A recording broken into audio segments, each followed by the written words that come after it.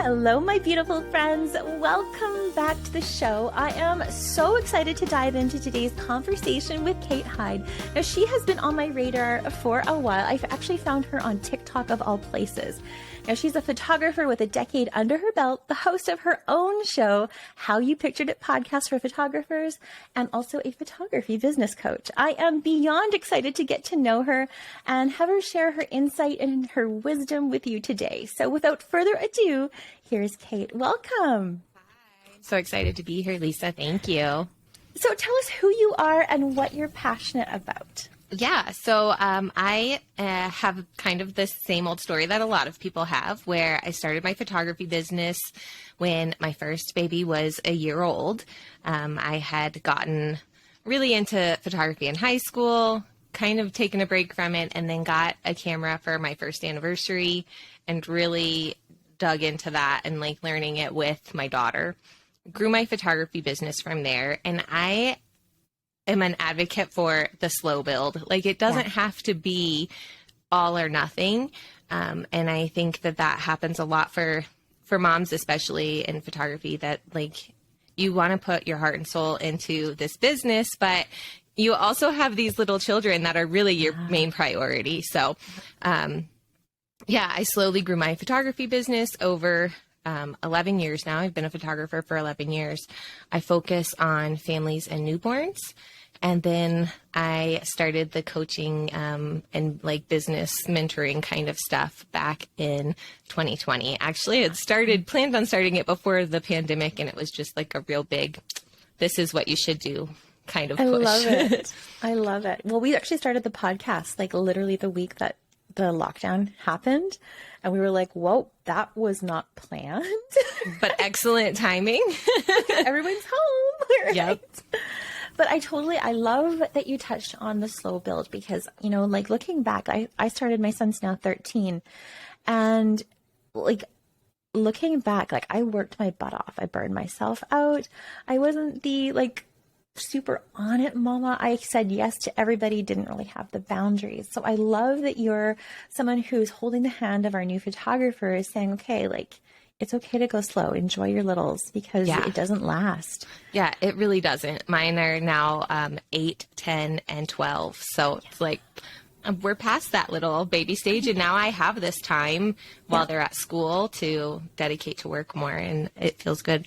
I love that. I'm actually taking a year sabbatical right now. My son turned 13 and he's just started grade 8 and he's doing football. And my husband and I, we had a chat and we're like, you know, like, what would it be like if I just didn't shoot this fall? If I didn't do family sessions and even I just didn't take maternity and newborn. And what would it be like to have like a chauffeur and a chef for this little guy?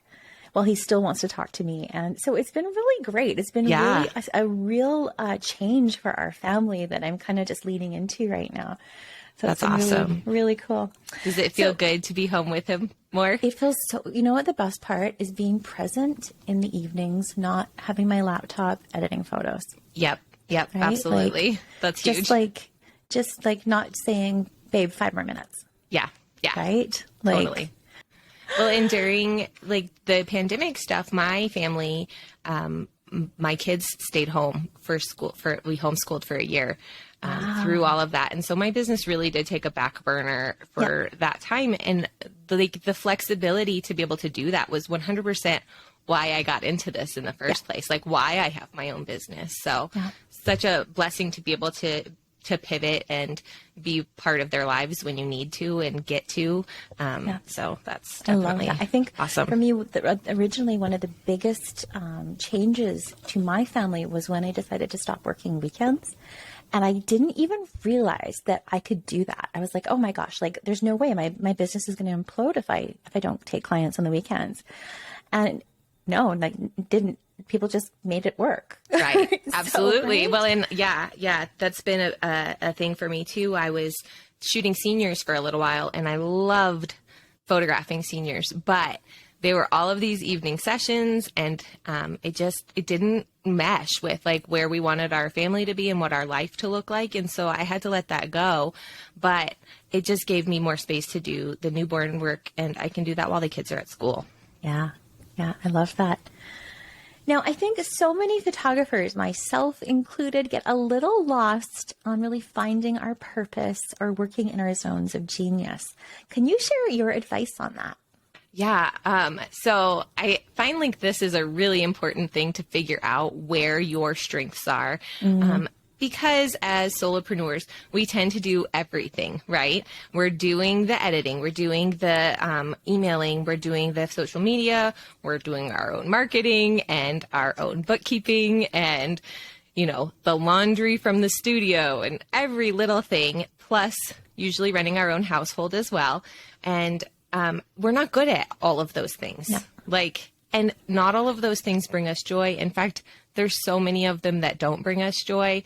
And so one thing that I suggest to a lot of photographers, or really all photographers, is to sit down and write out what parts of your business you really love doing, what lights you up, and then write down those things that feel like not so good. Like what doesn't mesh with you. For me, a big thing, it's silly, but I hated shipping things. Yes. Hated it. Getting product and packaging it and shipping it, just like I would drag my feet and procrastinate. And so, yeah, clients were getting professional prints and products, but it was taking forever. And the customer service behind it wasn't good because I hated it. So I had to find a way to eliminate that. And basically now I automate the shipping process because I use PickTime. Awesome. Yeah. So like finding ways that you can really just like dive into what you're really good at and spend your time there, and then outsource, automate, or just eliminate the other crap really is the junk that you don't want in there. I love that. I actually want to touch a little bit on the automation with PickTime, because I actually just signed up for a free trial and kind of redoing everything and kind of just changing the format of my own business. But one of my hangups was like, I can't see the product before my client gets it. Yeah. So how do you deal with that? I just let it go. Let it go. Because it's not that important to me. I've had one order out of all of my PickTime orders where the lab printed it. Like it was a wood block and they printed it with the hole on the bottom, like so it wouldn't hang properly. And the client just sent me a picture and I got it fixed. Like it's not that big of a deal. Yeah. And I keep my print prices and my product prices fairly low because I'm making my money on the digital portion of it. Yeah. That print and product stuff is a bonus. So if there are those little hang-ups, I don't feel so bad about it because they're not paying thousands of dollars for the print. Exactly. Oh, I love that. I'm going to dive into your business model because it sounds exactly what I want to do. Yeah, I just really love my business model and feel like I've adapted it to me and to my family life over the years. And I think that's what every photographer should do, is find what works for them. And again, like live in that zone of genius. You should have joy in your photography business. You're not doing this you didn't create a job for yourself. You created a business. So like figure out how to make it work for you. Yeah, exactly.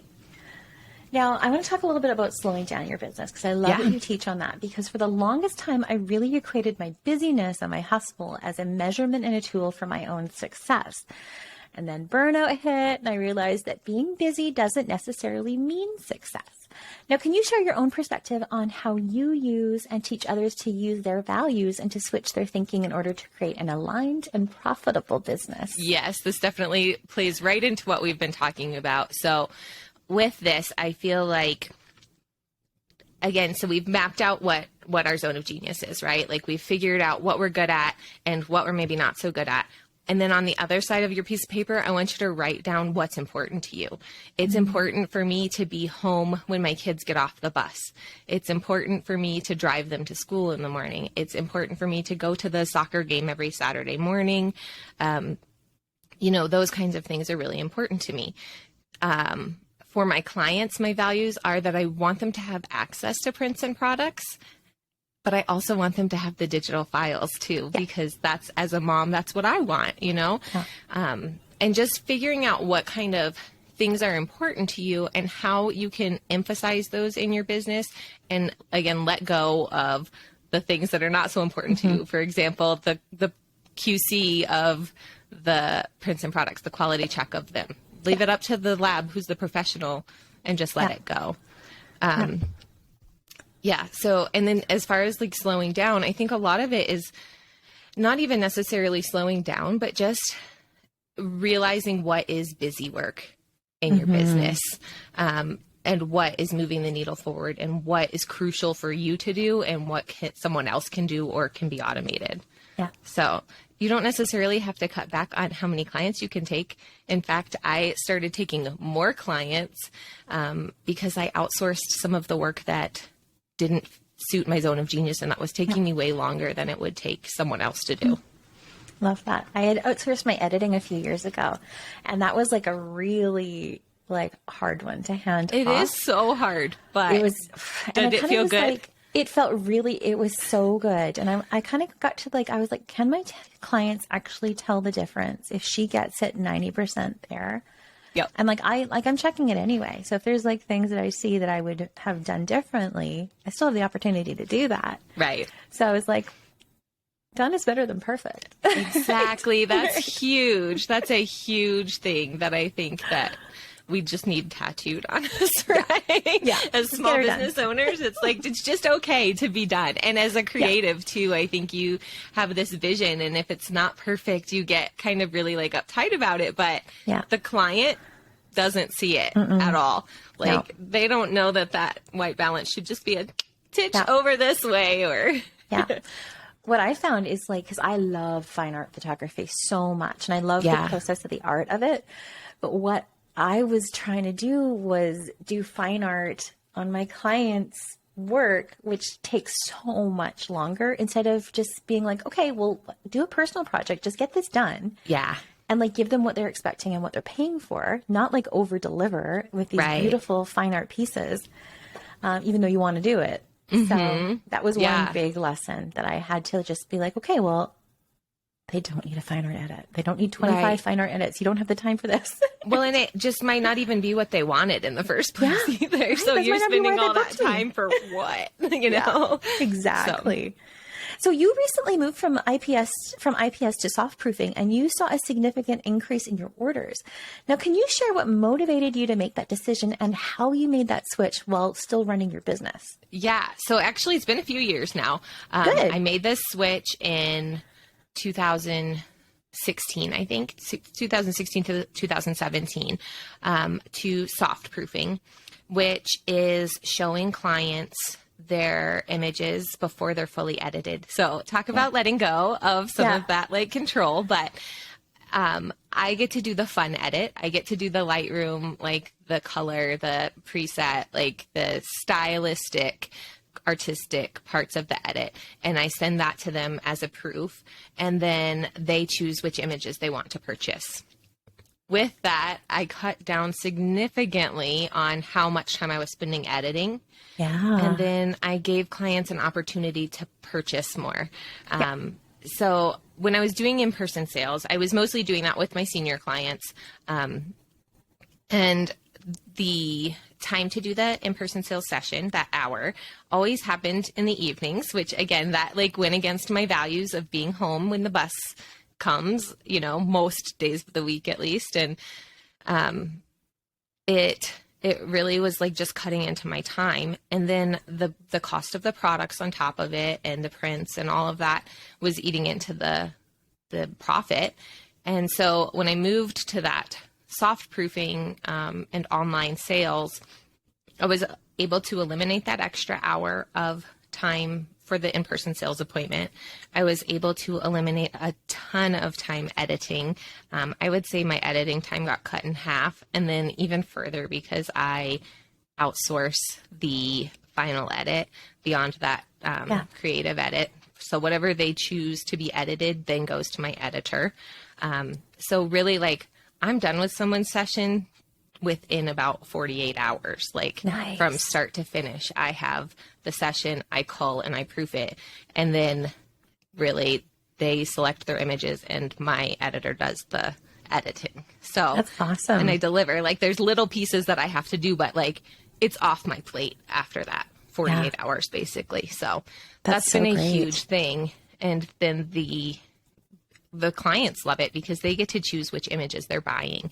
I know as a client myself, when I was on the other side of the camera, I've received a gallery of like 100 images, and it took 4 to 6 weeks to get the final images. And I was so frustrated because it was like, well, you could have spent a lot less time editing because I didn't need all of these or like all of these, you know? Yeah, exactly. And so that really influenced my business model too. I highly recommend getting your own photos taken, hiring someone and paying them, especially a stranger, to you to do your photos as a photographer. It was funny. We went to West Edmonton Mall in March, and we got all dressed up in they had like one of those historic or fun, like the dress up, and I got my whole family, like my husband and my son, to do it. And so we did this Victorian shoot. And so when it came to the end, like they literally threw a sepia filter on it. And she's like, okay, well, now it's time to pick your photos. And she'd literally only taken 28 photos. Yeah. And I was like, well, I'll just take all of them. Like, just give me all. I'm like, I want them. Yeah. And it was over $450, I think. And I was like, I am undercharging, man. Seriously. Like, seriously.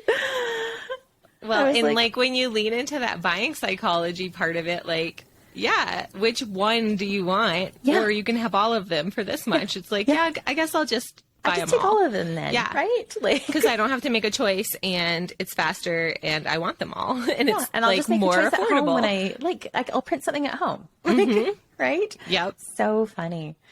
So one thing we often hear from our listeners is that they're getting inquiries, but they're not getting bookings. Can you share what might be breaking down there and how to convert more inquiries into sales? Yes. Okay. So there's a couple of things here. One, it's starting to look at where they're coming from. Are they coming from like a Facebook group or Google, or did they see your website and then inquire? And looking at what information they have before they inquire with you, and then what information you're giving them next and what they're kind of asking. I feel like a lot of times we get the question, how much does it cost? And we respond with $650. And that's not going to work. You need to like step back and talk more about the experience, about what you bring to the table as the photographer, why they should choose you, and why you're interested in them too. Like, I think that's a huge part of it, is building the relationship straight from that inquiry email and building that up and talking to them about how you can help them, how you can relate to each other, and where you can build that relationship to have a good experience. And then the other thing is, if they're coming from your website, do you have some kind of pricing there, or are they getting shocked by what you're sending them? And it could be that they're getting shocked in a good way or a bad way. Like, they could think that, oh my gosh, you're way more expensive than I thought, or oh my gosh, you're way less expensive than I thought, and so something must be wrong.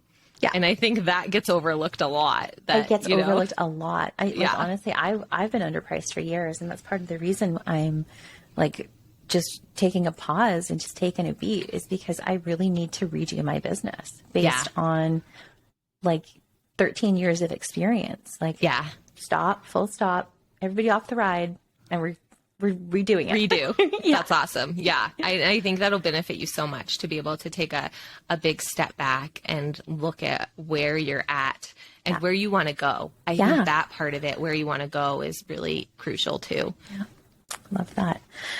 So for many new photographers, they look at what the photographer down the block is doing when it comes to their pricing, and then they just stay there. Yeah. Can you share your advice on how they can get away from that, and any advice on pricing yourself to be creating a profit? Yeah. So first, don't do that. Don't look at what's going on around you. I know that that's hard. And I still check every once in a while, like what's everybody else at? Where do I fall in the pack? But I don't base my numbers off of what they're doing anymore. I know I did it in the beginning because I didn't know what to do. I needed some more guidance, and I just used what was out there for free. And you got to start somewhere, but that's not really a great place to start.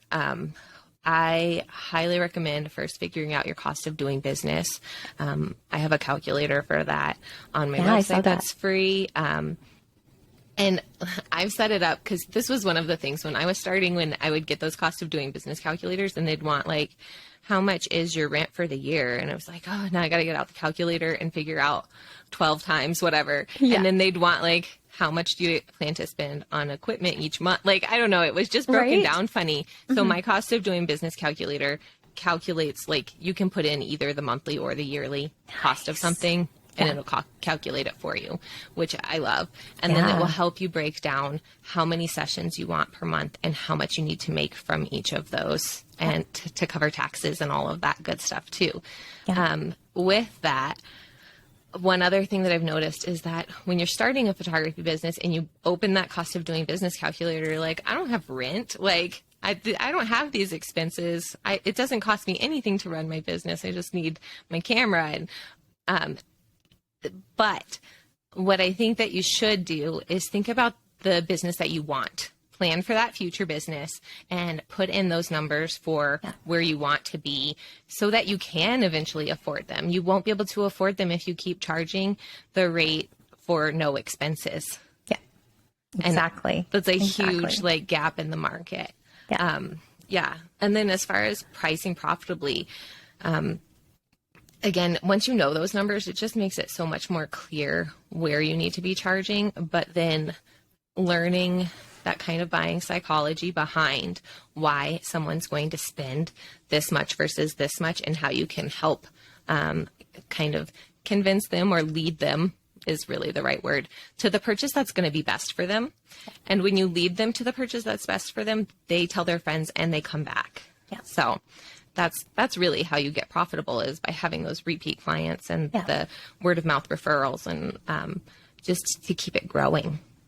It's so true. It's like when you go to like a really nice restaurant and the server is phenomenal and just like caters to you, gives you the most amazing, so like suggestions for dinner, and you're like, wow, like I had an amazing experience at this restaurant, and you're going to tell your friends about it. Yeah, absolutely. It's the same thing. Well, in that menu analogy, it also works with your pricing. Like when you go to a restaurant and they have a menu that says this one's the most popular, you're probably going to choose it because it makes it easy for you. So if you do that on your pricing, that helps your client choose that most popular collection, and they're going to be happiest with it too. Yeah, exactly. Now, there is a saying that you often need to slow down to speed up. And I really love the analogy of an archer pulling back their bow, setting up their shot, and then shooting. So as I've mentioned, I'm finding myself in this current space of my photography business, having a sabbatical to refresh, rebrand, and restart my business.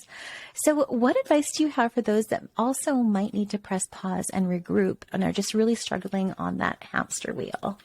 You know, I'm not great at pressing the pause button. Myself, I do it because I have built in boundaries for myself. I don't shoot outdoors between November and March because I'm too cold.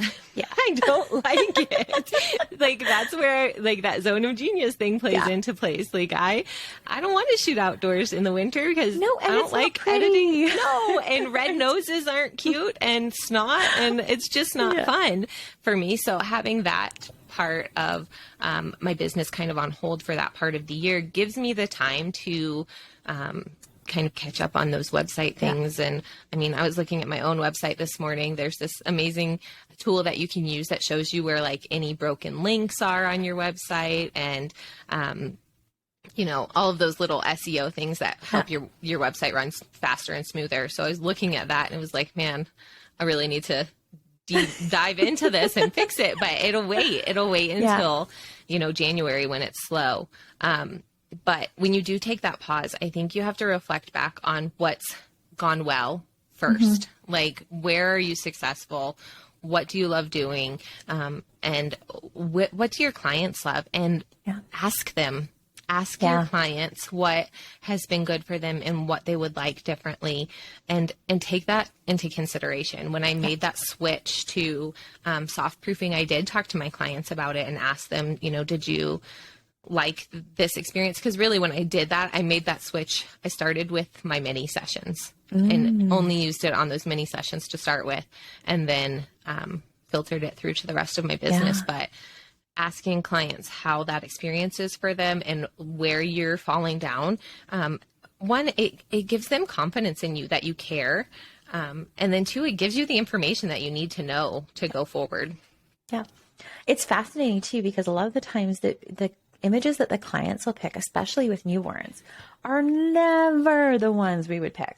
Right. Like it's those ones where their baby's making cross-eyed faces or like just being their their adorable, goofy newborn self. Yes. And it's never the one, I think. I know. Well, and I always try to put like my very favorite as the cover of their gallery to try to like persuade nudge, them. nudge. Like, this one's the best one.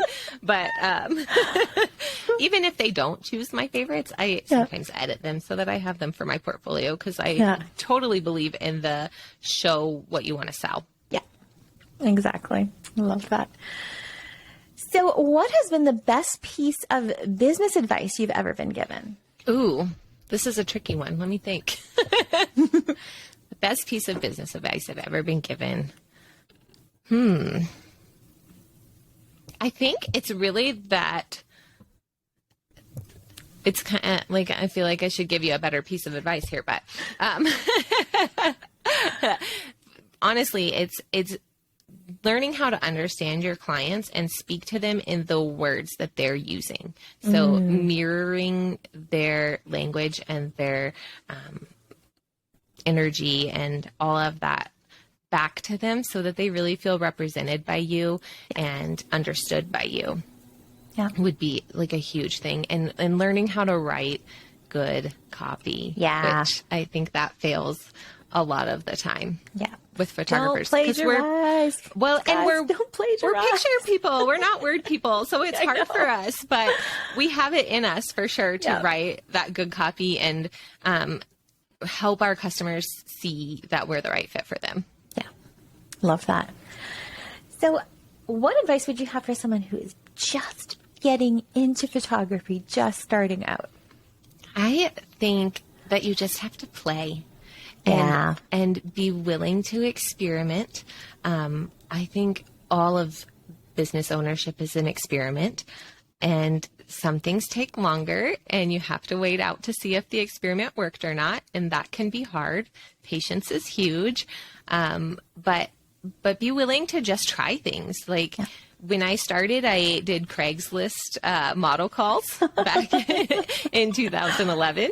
And just like, that's how I learned that I love working with newborns. Like that first newborn session, I fell in love immediately, you know, like, but I wouldn't have known that if I hadn't tried it, because I hadn't spent that much time around babies by that time. I had my own baby, but she was the first grandchild on both sides of our family. My friends didn't have babies. Like I just wasn't in that world yet, but by playing and experimenting and trying things, that's what I learned really that I loved. And then secondly, I would say that you kind of have to put your blinders on and stop doing what everyone else is doing, because it's not going to work. Like you need to find what works for you and what fits you, or you're going to get to that burnout and overwhelm really fast.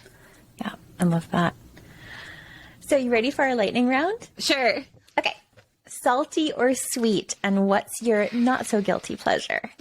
Okay. I think it's salty. And tortilla chips, man. Oh, I love tortilla chips. All chips. I'm a salty girl too, and I'm like all the chips. Yeah. Have you ever tried ketchup chips? No. It's a Canadian thing. I don't think I would like it. No.